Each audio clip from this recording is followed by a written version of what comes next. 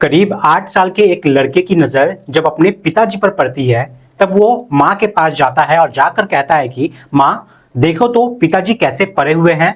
अजीब सी हालत उनकी हो रही है। माँ ये बात सुनने के बाद कहती है कि बेटा मैंने तेरे पिताजी को मार दिया है।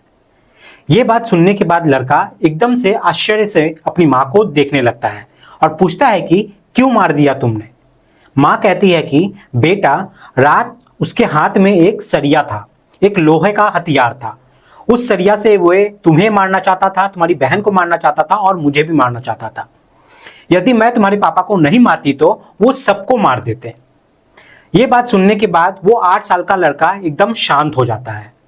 तभी उसकी माँ ने उसके हाथ में मोबाइल दिया और मोबाइल देने के बाद बोलती है कि बेटा एक काम करो, जाकर तुम कार्टून देखो। वो लड़का वो मोबाइल लेता है और जाकर कार्टून देखने लगता है। तभी वो देखता क्या है कि वहां साथ ही में उसके माँ के साथ एक अंकल भी मौजूद थे। उन दोनों ने मिलकर, यानी कि वो अंकल और उसकी माँ ने मिलकर उसके पिताजी को पकड़ा और वहीं एक नीले रंग के ड्रम में उसके पिताजी को उसमें डाल दिया। और डालने के बाद उसमें बहुत सारा नमक डाला और नमक डालने के बाद उसमें एक बेडशीट भी डाल दी। और ये सब करने के बाद वो वहां से वो सब कोई गायब हो जाते हैं। फिर बाद में जैसे ही लाश बाहर निकलती है, मामला सोशल मीडिया पर, न्यूज चैनल पर हर जगह वायरल होना शुरू हो जाता है। और जैसे ही ये वायरल होता है तब लोगों को उत्तर प्रदेश के मेरठ में सौरभ हत्याकांड की वो कहानी याद आ जाती है, जिसमें मुस्कान रस्तोगी ने अपने प्रेमी साहिल शुक्ला के साथ मिलकर अपने पति की हत्या की, उसके टुकड़े किए और टुकड़े करने के बाद ड्रम में उसको डालकर सीमेंट से उसको पैक कर दिया। कुछ उसी तरीके की कहानी यहाँ आज फिर से देखने को मिली है। चलिए आज की इस कहानी के माध्यम से ये जानने की, समझने की कोशिश करते हैं कि आखिरकार ये मामला क्या है, कहां का है और हत्या के पीछे का कारण क्या था। नमस्कार, मैं मुकेश। आज की जो सच्ची घटना मैं आपको सुनाने जा रहा हूं, ये सच्ची घटना है राजस्थान प्रदेश के जिला खैरथल तिजारा की। यहाँ का एक थाना लगता है किशनगढ़ बास। दरअसल किशनगढ़ बास का वार्ड नंबर 14 में आदर्श कॉलोनी में रहने वाली 60 साल की महिला, जिसका नाम मिथिलेश शर्मा होता है। मिथिलेश शर्मा काफी देर से अपने बेटे जितेंद्र को आवाज लगा रही थी, लेकिन जितेंद्र का कहीं अता पता कुछ चल नहीं रहा था। फिर वो महिला अपने पति को फोन करती है। फोन करने के बाद कहती है कि हमारा बेटा जितेंद्र का कहीं अता पता नहीं चल रहा है। काफी देर से मैं उसे ढूंढ रही हूँ, तलाश रही हूँ, लेकिन वो कहीं मिल ही नहीं रहा है। और साथ ही घर के अंदर से अजीब अजीब तरीके की दुर्गंध, बदबू जो है वो भी आ रही है। अब उसके पति राजेश शर्मा ने ये पूरी कहानी सुनी। फिर उसके बाद कहा कि तुम परेशान मत हो, एक काम करो, आसपास से किसी से मदद मांग लो और पुलिस कंट्रोल रूम 112 नंबर पर फोन कर देना। उसके बाद फिर पुलिस अपने आप से आकर ये सारा मामला जो है वो संभाल लेगी। उसके बाद 17 अगस्त 2025 की दोपहर लगभग 3 बजे के आसपास एक बालक की मदद मांगी जाती है और मदद मांगने के बाद वो बालक 112 नंबर पर पुलिस को फोन करता है। पुलिस सूचना पाते ही उस एड्रेस पे पहुंचती है। अब पुलिस ने एक पड़ोसी, जिसका नाम संजीव कुमार होता है, उसको अपने साथ लेता है और साथ लेने के बाद घर में तलाशी लेना शुरू कर देते हैं कि आखिरकार इसकी जो दुर्गंध इतनी सारी जो आ रही है ये कहां से आ रही है। आखिरकार पुलिस जब घर के अंदर जाती है तो अंदर कम से कम 8 से 10 नीले ड्रम रखे हुए थे।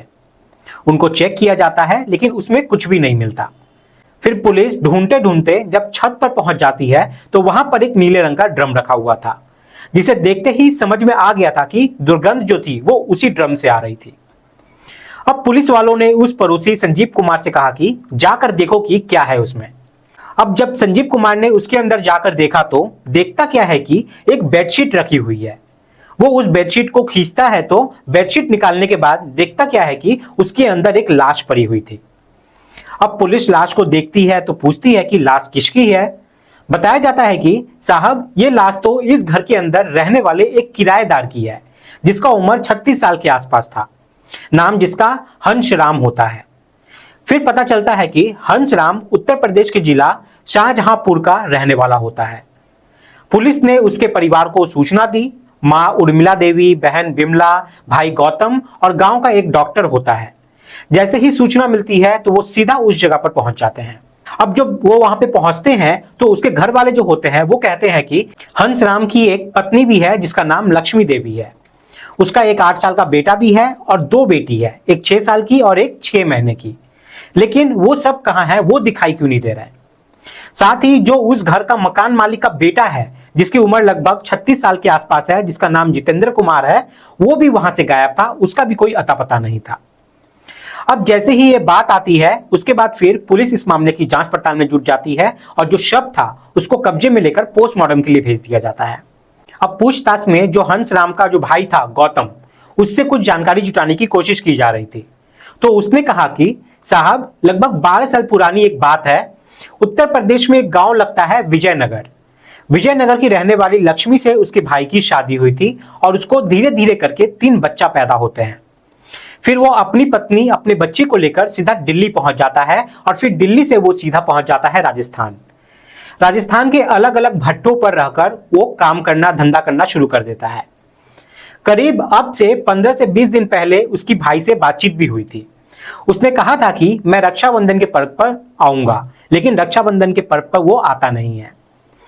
अब पुलिस ने हंसराम की पत्नी लक्ष्मी को तलाश करना शुरू कर दिया। पुलिस तमाम कोशिशें कर रही थी, लेकिन पुलिस को कोई सफलता मिल ही नहीं पा रही थी। इसी बीच में 18 अगस्त 2025 को सुबह 10 बजे के आसपास का वक्त था। रामगढ़ एक जगह लगती है और उसी का ही एक थाना लगता है अलावारा। अलावारा में एक कमल नाम का एक भट्टा है और भट्टी पर रहने वाला एक मुनीम है जिसका नाम समय सिंह होता है।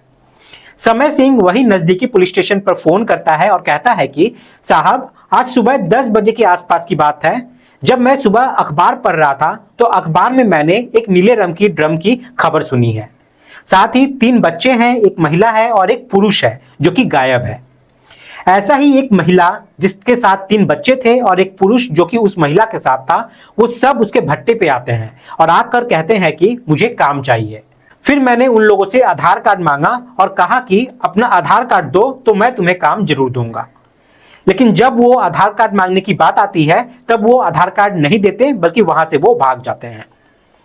अब ये सूचना के बाद पुलिस ने घेराबंदी की और घेराबंदी करने के बाद आखिरकार उन्हें बाइक से भागते हुए पुलिस ने गिरफ्तार कर लिया। उसके बाद फिर पुलिस ने उनसे सख्ती से पूछताछ की और पूछा कि आखिरकार तुमने हंसराम की हत्या क्यों की है। तब वो बताते हैं कि जितेंद्र, जो कि मकान मालिक का बेटा था, दरअसल 14 साल पहले उसकी पत्नी, जिसका नाम शशि होता है, वो एक दिन घर में पोछा लगा रही थी और पोछा लगाते वक्त उसको करंट लगता है और करंट से उसकी मौत हो जाती है। वक्त बीतता है और पड़ोस में उसे एक महिला पसंद आ जाती है, जिसके साथ वो जितेंद्र लगभग 4 साल तक उसके साथ लिव इन रिलेशनशिप में रहता है। हालांकि इस मामले में काफी ज्यादा बवाल होता है, जिसको देखकर जितेंद्र उस महिला से अलग हो जाता है। फिर वो भट्टे पर रहकर मुनीमगिरी का काम करना शुरू करता है। यहीं पर जब हंसराम अपनी पत्नी को लेकर आता है तो उसकी पत्नी लक्ष्मी पर जितेंद्र की नजर पड़ जाती है। अब जितेंद्र उन सब से दोस्ती करता है और हंसराम का खूब शराब पिलाकर उसकी खातिर करता है। और इसके साथ ही हंसराम के जो बच्चे थे और उसकी जो पत्नी थी, उसकी वो हर ख्वाहिश को पूरा किया करता था, क्योंकि उसकी पत्नी पर जितेंद्र की बहुत पहले से ही नजर थी। अब वक्त के साथ उसकी पत्नी को भी जितेंद्र जो था वो भी पसंद आने लगता है। अब जितेंद्र को जब भी मौका मिलता था वो हंसराज को शराब पिलाता था और जब वो शराब के नशे में होता था तब जितेंद्र उसकी पत्नी के साथ अवैध संबंध बनाता था और वो हर चीज करता था जो एक पति पत्नी के बीच में होता है। लेकिन जून 2025 का जब वक्त आता है, इस समय में जून, जुलाई, अगस्त में बरसात का मौसम होता है और ऐसे मौसम में भट्टे कभी जलते नहीं है। इसलिए जितेंद्र के मन में ख्याल आता है कि क्यों ना हंसराम को एक ऑफर दिया जाए। उससे कहा जाए कि तुम मेरे घर पर ही आके रहो और इसी तरह मैं तुम्हें कुछ ना कुछ यहां पर काम दिला दूंगा। यानी कि हंसराम घर पे रहेगा तो उसकी पत्नी के साथ वो जैसा चाहेगा वो वैसा कर पाएगा। इसलिए 1500 प्रति महीने के हिसाब से वो उसे अपने घर में जगह दे देता है और कमरा दे देता है और वहीं पर वो अपनी पत्नी के साथ रहना भी शुरू कर देता है। और इसी तरीके से जो वक्त था वो आगे बढ़ने लगता है। लेकिन इसी बीच में हंसराम को कहीं ना कहीं से ऐसा लगने लगता है कि उसकी पत्नी का और जितेंद्र का दोनों का अफेयर चल रहा है। इसी बात को देखते हुए पति और पत्नी के बीच में रोज झगड़े होने लगते हैं। कई बार वो अपनी पत्नी को मारने भी लगता है इस चीज को लेकर और इसी तरीके से वक्त आगे बीतता रहता है। अब कुछ दिन के बाद इस महिला लक्ष्मी देवी ने अपनी मकान मालकिन मिथिलेश से कहा कि पानी की थोड़ी कमी पड़ रही है, इसलिए अगर आपको ऐतराज ना हो तो क्या हम आपका एक नीले रंग का ड्रम ले सकते हैं। मकान मालिक लक्ष्मी को एक ड्रम दे देती है जो कि वो अपने कमरे में रख लेती है। अब यहाँ जन्माष्टमी का पर्व आता है। इस बीच में हंसराम और जितेंद्र खूब जमकर शराब पीता है और शराब पीने के बाद हंसराम एक लोहे की छड़ी लेकर अपने पत्नी को, अपने बच्चे को मारने की कोशिश करता है। लेकिन इसी बीच में मौका पाते ही उसकी पत्नी ने अपने पति के पैर पकड़े और जो उसका प्रेमी जितेंद्र होता है उसने उसका गला दबाकर हत्या कर दी। अब इसी दौरान उसका जो 8 साल का जो बच्चा था, जो बेटा था, उसका नजर पड़ जाता है अपने पिता पर। बच्चा अपनी मां से कहता है कि मां, ये पापा की हालत ऐसे क्यों हो गई है। मां कहती है कि बेटा, हमने तेरे पिताजी को मार दिया है। अगर हम नहीं मारते तो वे लोहे की रॉड से वे तुझे, तेरी बहन को और मुझे भी मार देता, इसलिए मैंने तेरे अंकल के साथ मिलकर उसको मार दिया है। एक काम करो, तुम जाकर अब मोबाइल चला लो और जाकर कार्टून देखो। फिर बच्चा मोबाइल चलाने लगता है। इसी बीच में उस बच्चे ने अपनी आंखों से जो जो देखा वो सब मीडिया में लोगों से बताया, पत्रकारों से बताया, और जो बताया वही सोशल मीडिया पर वायरल होने लगता है। दरअसल बच्चा मोबाइल पर वीडियो देख रहा होता है। इसी बीच में उसकी मां और वो अंकल यानी कि जितेंद्र उस हंसराम की लाश को एक नीले रंग के ड्रम में पैक करता है। फिर उस ड्रम के ऊपर से नमक डालता है ताकि वो लाश जो थी वो गल जाए, और उसके बाद वो जो बेडशीट थी उनके घर में, जो कपड़ा था, उसको डाल देते हैं और उसको पैक कर देते हैं। अब इधर जैसे जैसे वक्त आगे बढ़ रहा था वैसे वैसे उसमें से दुर्गंध उठने लगती है, और दुर्गंध उठने जब लगती है तो जितेंद्र मौका पाते ही बाइक पर लक्ष्मी को और उसके बच्चे को बैठाकर यहां से भाग जाता है। सोच रहा था कि कभी पकड़ा नहीं जाएगा, लेकिन वो जल्द ही यहां पर पकड़ा जाता है।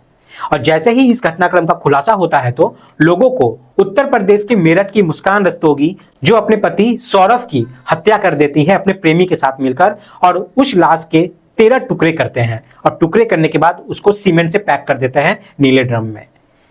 अब ये जो खबर थी ये वापस से ताजा हो गई थी पूरे राज्य में, पूरे प्रदेश में। दोस्तों, इस पूरे घटनाक्रम को सुनाने का उद्देश्य किसी को परेशान करना नहीं है, किसी का दिल दुखाना नहीं है, बल्कि आपको जागरूक करना है, आपको सचेत करना है। आप सब लोग अपना ख्याल रखें, सुरक्षित रहें। जय हिंद, जय भारत।